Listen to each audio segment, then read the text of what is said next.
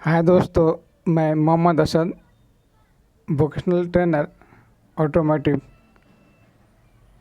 हम आपके लिए एक नया वीडियो लेकर आए हैं। इस वीडियो में हम आपको मोटर वाहन के ईंधन पर्दा प्रणाली के बारे में बताएंगे।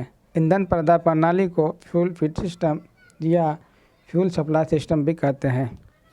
इस वीडियो में हम आपको ईंधन पर्दा प्रणाली के परिचय, ईंधन पर्दा प्रणाली के प्रकार और उसके घटक और उसके काम करने के तौर तरीके भी बताएंगे। तो चलिए हम सबसे पहले ईंधन पर्दा प्रणाली के परिचय की ओर बढ़ते हैं।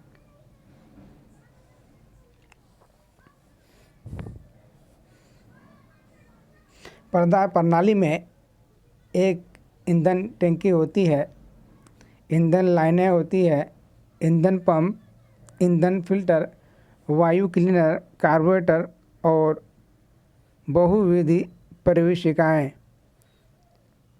यानी इनलेट मैनिफोल्ड होते हैं।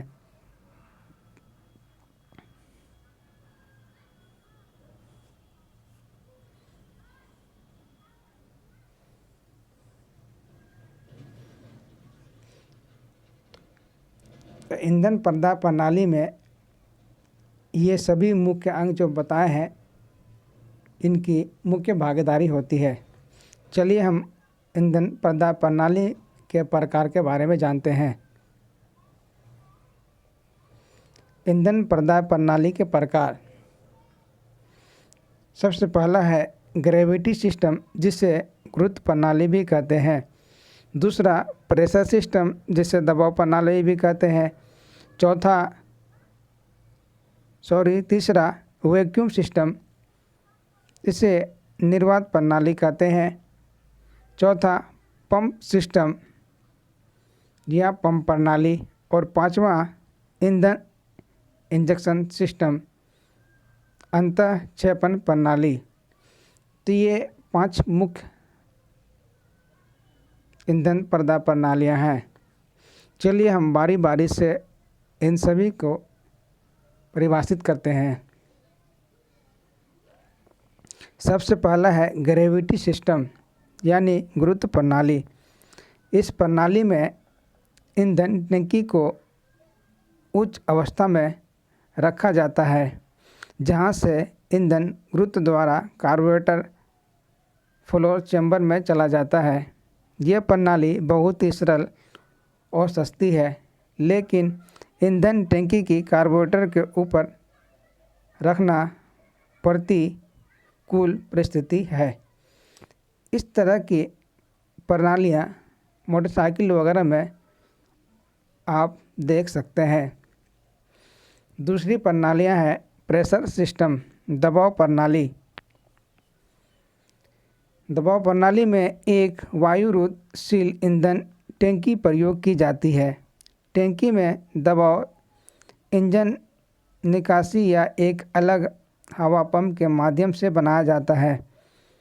प्रारंभ करने के लिए पंप का एक हाथ से प्राइमिंग किया जाता है, अतः इस प्रकार के दबाव उत्पन्न होता है। ईंधन दाब के अंतर्गत कार्बोरेटर के फ्लोर चैम्बर में प्रवाहित हो जाता है। ईंधन टैंकी में दबाव रिसाव की संभावना होती है, लेकिन लाभ यह है कि ईंधन टैंकी कहीं भी उपयुक्त स्थान पर रखी जा सकती है। इस तरह की प्रणालियाँ पहले के ट्रैक्टरों में आमतौर से देखी जा सकती थी। तीसरा है वैक्यूम सिस्टम यानी निर्वात प्रणाली। यह प्रणाली एक साधारण तथ्य पर आधारित है, जिसमें इंजन चूषण का प्रयोग मुख्य टैंकी में सहायक ईंधन टैंकी में ईंधन चूषण के लिए किया जाता है तथा सहायक ईंधन टैंकी से ईंधन गुरुत्व द्वारा कार्बोरेटर फ्लोर चैम्बर में चला जाता है। चौथा है पंप सिस्टम यानी पंप प्रणाली। इस प्रणाली में एक इस्पात पाइप द्वारा पेट्रोल ईंधन पंप को प्रदान किया जाता है तथा पंप द्वारा उसे कार्बोरेटर फ्लोर चैम्बर में एक लचीले पाइप के माध्यम से वहन किया जाता है। यदि ईंधन पंप यांत्रिक है तो इसे इंजन पर मढ़ा जाता है तथा इंजन कैमशाफ्ट से संचालित किया जाता है। हालांकि विद्युत संचालित ईंधन पंप को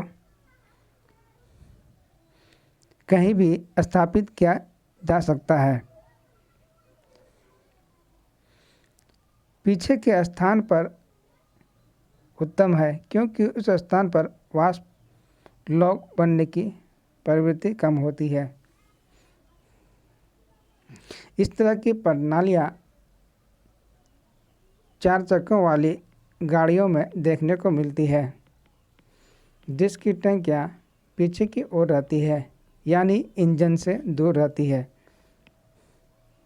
चौथी प्रणाली है ईंधन इंजेक्शन सिस्टम अंतःक्षेपण प्रणाली।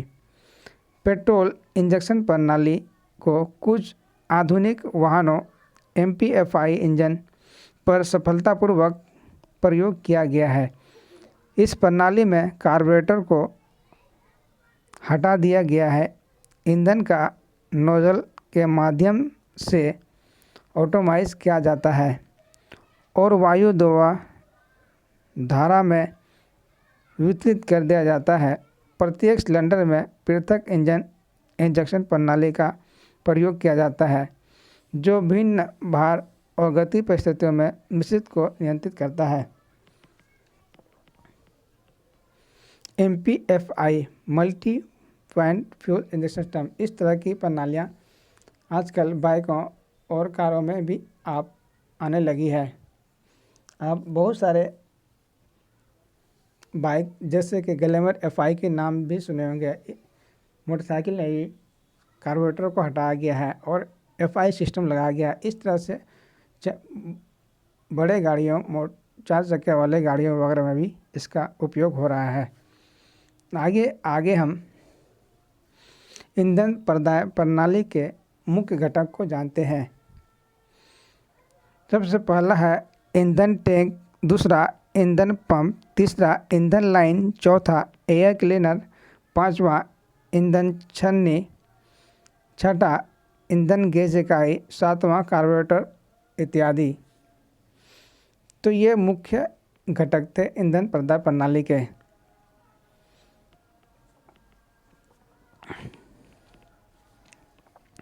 इस चित्र में ईंधन प्रणाली के व्यवस्था को दर्शाया गया है।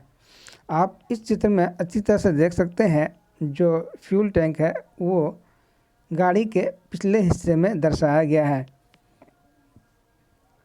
और इंजन गाड़ी के अगले हिस्से में दर्शाया गया है। तेल को वहन करने के लिए एक पाइप है जो इस्पात की बनी होती है। तो चलिए सबसे पहले इस प्रणाली के कार्य करने के तरीके पर चर्चा करते हैं। यहाँ पर एक फ्यूल टैंक है जिसमें तेल भरा रहता है।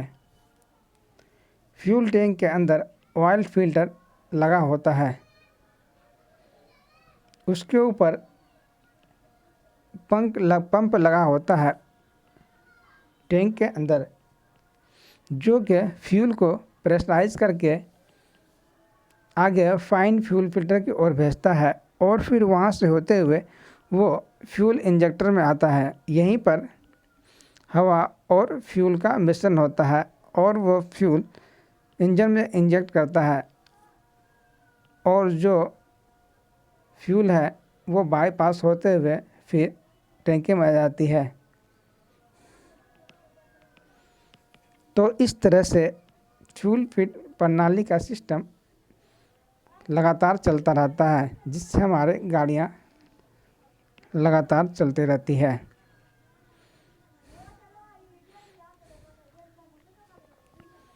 इस चित्र में भी आपको एक CRDI सिस्टम दर्शाया गया है।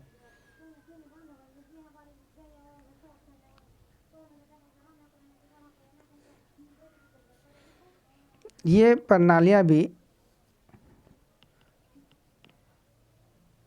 बड़े मोटर वाहनों, कार वगैरह में उपयोग किए जाते हैं।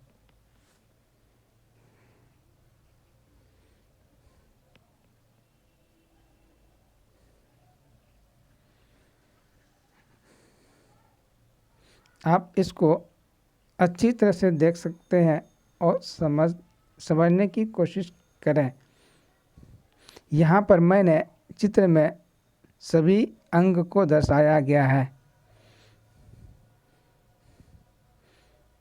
आपका यहाँ टैंक दर्शाया गया है, फ्यूल फिल्टर, पंप और red line high pressure line द्वारा ये फ्यूल इंजेक्टर को जाती है और इंजेक्टर द्वारा रिटर्न फ्यूल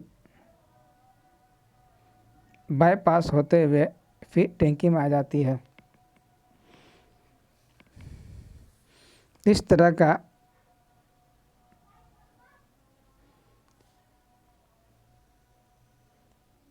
सिस्टम मोटर वाहनों में उपयोग किए जाते हैं।